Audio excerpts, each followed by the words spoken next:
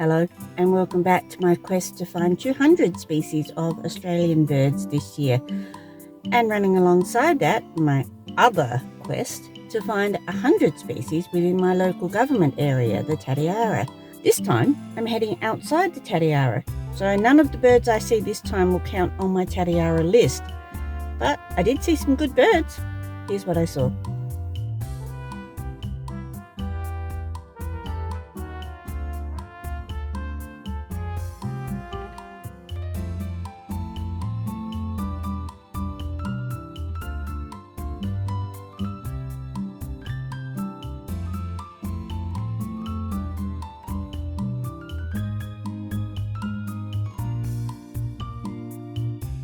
The first trip I took was to Millicent, about a 2-hour drive from home.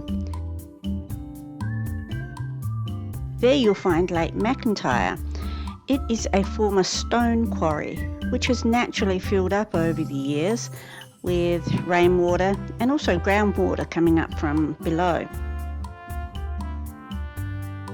It was a scheduled trip with our local birding group, some of whom were local in that area. The long dry summer that we've had has attracted a lot of water birds to this area, even though the locals say the lake levels are right down on what they normally are at this time of the year.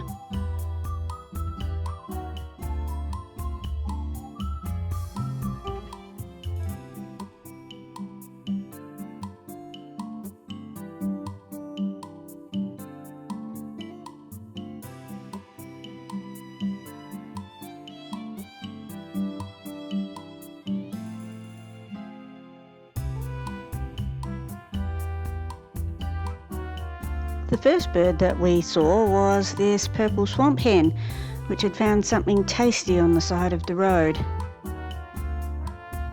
The superb fairy wrens absolutely love it here. There's lots of cover and there's lots of food for them.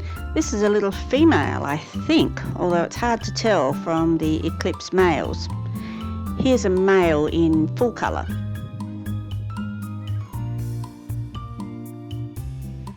They are pretty common right over this area, but it's always nice to see them.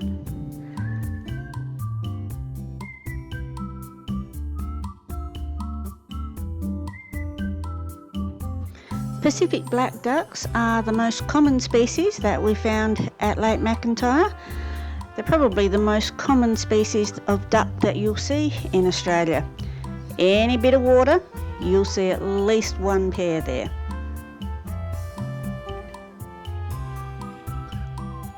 There are also some chestnut teal and Eurasian coots swam past quite frequently.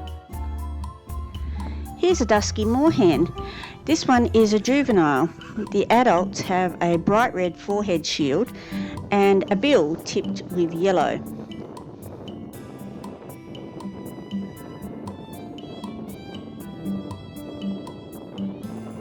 We all enjoyed some good views of that little fellow. But it wasn't only the birds we saw. There was lots of turtles there too.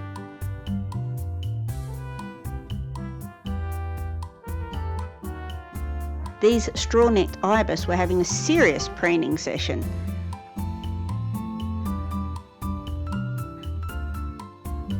And the sunlight on their backs highlighted some of the lovely colours in their plumage.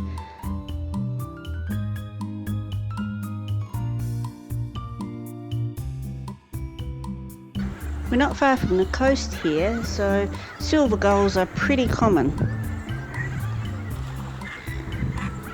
I think they enjoy the fresh water.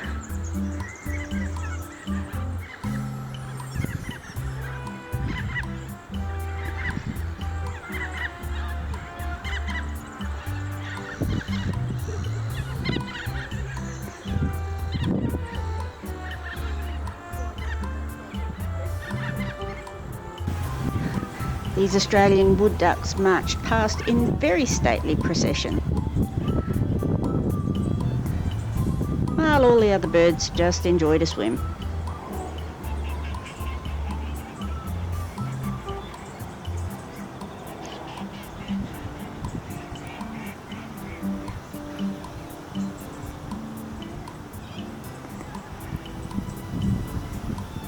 Oh, there's a great egret over there. You can identify him by his kinked neck.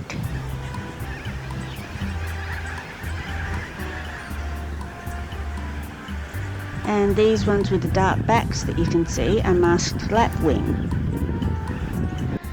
Moving along down the paperbark lined path takes you to the first of 2 hides at Lake McIntyre.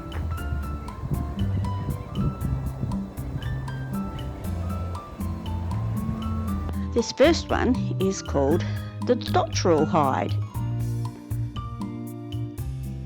And it's quite appropriately named because from there we had some distant views of black-fronted dotterel. They're tiny, busy little birds.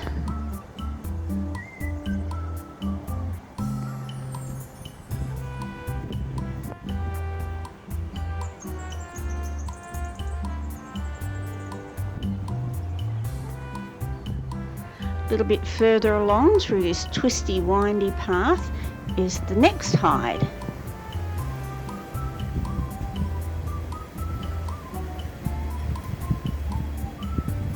This one is called the snipe hide. Well, we looked, but we didn't see any snipe, but we did see this grey fantail busily catching insects.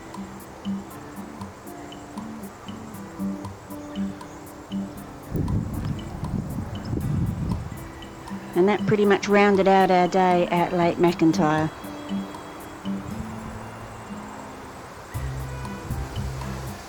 A couple of days later I had to go to Narracourt, which is about an hour down the road. In a paddock close to their water treatment ponds, I saw this aggregation of masked lapwing. Honestly, I don't think I have ever seen so many masked lapwings in one spot. What they were doing there is a mystery.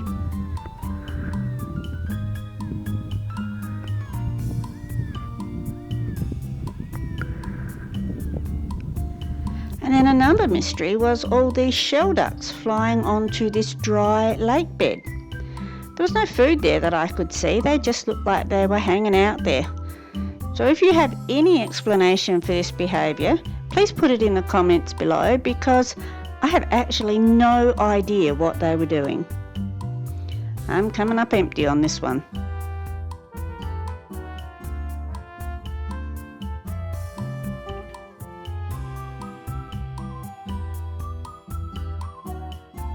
But it was just around the corner from here, on the far side of this dry lake bed, that I found the most amazing sight.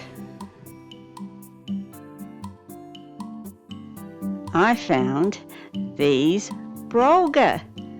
Great birds to have on the list. I had heard that they'd been seen in this area and I'd looked for them a couple of times before, but with no luck. So I was very pleased to see them. They were feeding alongside this very busy road,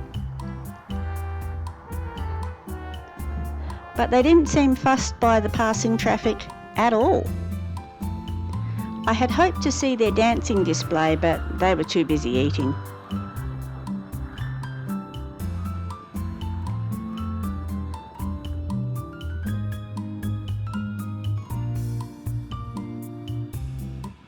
You can see the dry lake bed in the distance with all those shell ducks.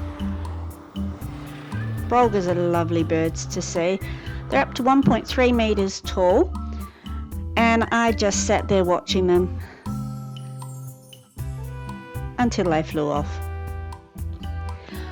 And then I headed on into town, only to find there they were again at this puddle on the side of the road, literally 500 metres from the edge of town. I'm so happy to have seen them. The last trip I took was along a back road just across the state border into the state of Victoria. On a quiet back road, I found this very shy striated pardalote.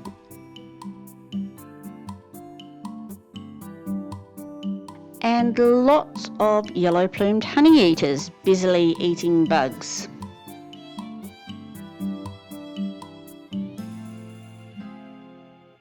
They don't stand still for very long, these guys.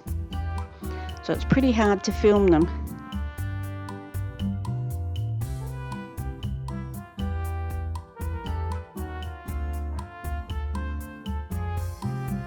There were a couple of spiny-cheeked honeyeaters as well, but they didn't hang around.